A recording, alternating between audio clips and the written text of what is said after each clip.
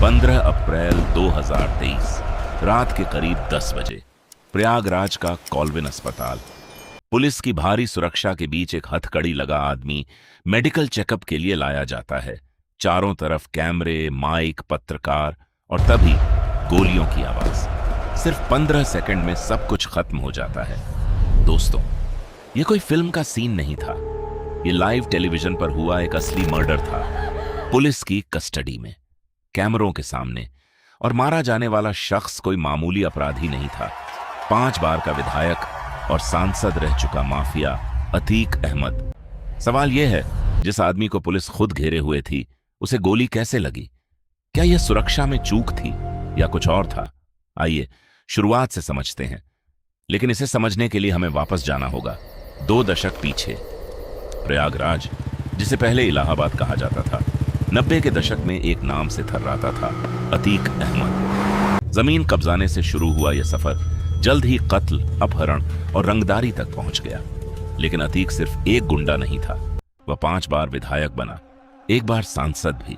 दोस्तों, यही वह चीज थी जो उसे बाकी अपराधियों से अलग बनाती थी, अपराध और सत्ता का एक खतरनाक गठजोड़। 2005 में बसपा विधायक राजू पाल की हत्या हुई।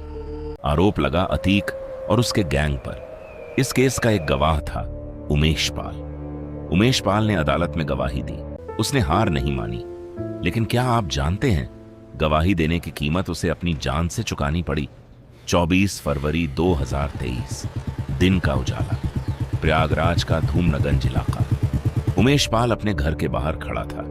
अचानक बदमाशों ने गोलियां और बम बरसाना शुरू कर दिया। उमेश पाल और उसके 2 सुरक्षाकर्मी, तीनों मौके पर ढेर। यह हत्या इतनी बेखौफ थी कि पूरा सीसीटीवी में कैद हो गई। पूरे उत्तर प्रदेश में हड़कंप मच गया। यह कोई फिल्म का डायलॉग नहीं था, यह मुख्यमंत्री योगी आदित्यनाथ का विधानसभा में दिया गया बयान था। माफिया को मिट्टी में मिला देंगे। और यहीं से शुरू हुआ बदले का वह खेल, जिसका अंत किसी ने सोचा नहीं था। पुलिस ने उमेश पाल हत्याकांड की जांच शुरू की। सीसीटीवी फुटेज में 7 लोग नजर आए। एक एक करके नाम सामने आने लगे और सबसे चौंकाने वाला नाम था असद अहमद, अतीक अहमद का अपना बेटा। दोस्तों, आप सोचिए, एक बाप जो खुद जेल में बंद था, उसका बेटा अब पुलिस की सबसे बड़ी वांटेड लिस्ट में था। असद फरार हो गया, लेकिन उत्तर प्रदेश एसटीएफ ने पीछा नहीं छोड़ा। 27 फरवरी को पहला शूटर अरबाज एनकाउंटर में मारा गया। 6 मार्च को दूसरा शूटर विजय चौधरी उर्फ उस्मान भी एनकाउंटर में ढेर हुआ। एक एक करके कड़ी टूटती जा रही थी, लेकिन असली निशाना अभी बाकी था। 13 अप्रैल 2023, झांसी। यूपी एसटीएफ की टीम ने असद अहमद और उसके साथी गुलाम को दोनों मारे गए। उसी दिन प्रयागराज की अदालत में अतीक अहमद और उसका भाई अशरफ पेशी पर मौजूद थे। जैसे ही उन्हें अपने बेटे के एनकाउंटर की खबर मिली, दोनों भाई अदालत के भीतर फूट फूट कर रो पड़े। एक तरफ इंसाफ की जीत का जश्न था, दूसरी तरफ एक बाप की टूटी हुई आवाज। दोस्तों, यहीं से कहानी अपने सबसे खतरनाक मोड़ की तरफ बढ़ने लगी। अतीक अहमद को अब हर पेशी पर भारी सुरक्षा में लाया जा रहा था, लेकिन कोई नहीं जानता था कि खतरा वर्दी की भीड़ के बीच ही छिपा बैठा है। 15 अप्रैल की रात अतीक और अशरफ को मेडिकल चेकअप के लिए कॉल्विन अस्पताल ले जाया गया। हमेशा की तरह पत्रकारों की भीड़ जमा थी। सवाल पूछे जा रहे थे, कैमरे चमक रहे थे, लेकिन उस भीड़ में 3 चेहरे ऐसे थे जिन्हें कोई नहीं पहचान पाया। लवलेश तिवारी, 22 साल, बांदा से। मोहित उर्फ सनी, 23 साल, हमीरपुर से। अरुण मौर्य, सिर्फ 18 साल, कासगंज से। तीनों पत्रकार बनकर आए थे। एक के हाथ में कैमरा, एक के हाथ में माइक, जिस पर लिखा था एनसीआर न्यूज। तीसरा दोनों की मदद कर रहा था। दोस्तों, जरा सोचिए, इतनी भारी पुलिस सुरक्षा, इतने अनुभवी अफसर, और फिर भी 3 अजनबी इतने करीब कैसे पहुंच गए? जैसे ही अतीक कैमरे की तरफ मुड़ा, तीनों ने बेहद करीब से फायरिंग शुरू कर दी। तुर्की में बनी पिस्तौलों से 15 गोलियां चलीं। अतीक को सिर में गोली लगी, वह वहीं गिर गया। अशरफ भी बच नहीं पाया। दोनों की मौत मौके पर ही हो गई। पूरा मंजर लाइव कैमरों में कैद हो गया। करोड़ों लोगों ने अपनी टीवी स्क्रीन पर यह देखा। यह कोई सीक्रेट ऑपरेशन नहीं था, ये भारत के इतिहास की सबसे खुली, सबसे चर्चित हत्याओं में से एक बन गई।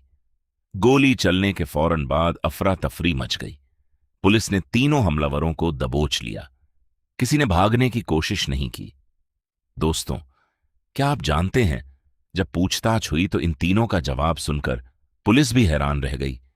उन्होंने कबूला, उन्होंने यह सब सिर्फ इसलिए किया ताकि क्राइम की दुनिया में उनका नाम बन जाए।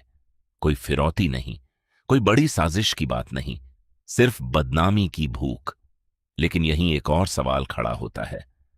अगर पुलिस के पास इतनी सुरक्षा थी तो गोली चलने पर जवाबी फायरिंग क्यों नहीं हुई? पूर्व डीजीपी स्तर के अफसरों ने बाद में कहा, भीड़भाड़ वाली जगह पर जवाबी फायरिंग करना और खतरनाक हो सकता था। लेकिन विपक्ष के नेताओं ने खुलकर सवाल उठाए। असदुद्दीन ओवैसी ने कहा, यह कानून व्यवस्था की नाकामी है। अखिलेश यादव ने भी सरकार को घेरा। राज्य सरकार ने फौरन 3 सदस्यीय न्यायिक जांच आयोग बनाया। इलाहाबाद हाईकोर्ट के रिटायर्ड जस्टिस अरविंद कुमार त्रिपाठी की अगुवाई में जांच शुरू हुई। पूरे उत्तर प्रदेश में धारा 144 लागू कर दी गई। सोशल मीडिया पर अफवाहें न फैलें, इसके लिए साइबर सेल को अलर्ट पर रखा गया। दोस्तों, अब जरा पीछे मुड़कर पूरी कहानी को एक साथ देखिए। 2005 में राजू पाल की हत्या, एक गवाह उमेश पाल की गवाही, फरवरी 2023 में उस गवाह की बेरहम हत्या, एक एक करके शूटरों का एनकाउंटर, बेटे असद की मौत और आखिर में बाप बेटे दोनों अतीक और अशरफ की सरेआम हत्या। 18 साल, यही वह वक्त था जो राजू पाल की मौत और अतीक के आखिरी अंजाम के बीच भी था। भारत में इंसाफ को कई बार बरसों लग जाते हैं, लेकिन सिस्टम चाहे कितना भी धीमा क्यों ना हो, भूलता नहीं। तीनों शूटरों को अदालत में पेश किया गया। उन्हें 14 दिन की न्यायिक हिरासत में भेजा गया। मामला अब भी अदालत में चल रहा है। अतीक की पत्नी शाइस्ता परवीन आज भी फरार है। उस पर इनाम घोषित है। दोस्तों, यह कहानी सिर्फ एक गैंगस्टर की मौत की कहानी नहीं है। यह कहानी है सत्ता, अपराध और कानून के बीच के उस उलझे हुए रिश्ते की, जो दशकों से भारत की सियासत का हिस्सा रहा है। एक आदमी जो 5 बार जनता का प्रतिनिधि चुना गया, वही आदमी हत्या, अपहरण और रंगदारी के दर्जनों मामलों में आरोपी भी था। क्या माफिया को खत्म करने का यही तरीका सही है, या इंसाफ अदालतों के जरिए होना चाहिए, सड़कों पर नहीं? यह सवाल आज भी भारत में बहस का विषय है। दोस्तों, ताकत चाहे कितनी भी बड़ी क्यों न हो, वक्त हमेशा हिसाब बराबर करता है।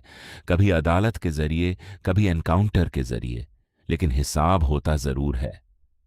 अगर आपको यह कहानी चौंका गई हो तो कमेंट में लिखिए, आपको क्या लगता है, ये इंसाफ था या सिस्टम की नाकामी?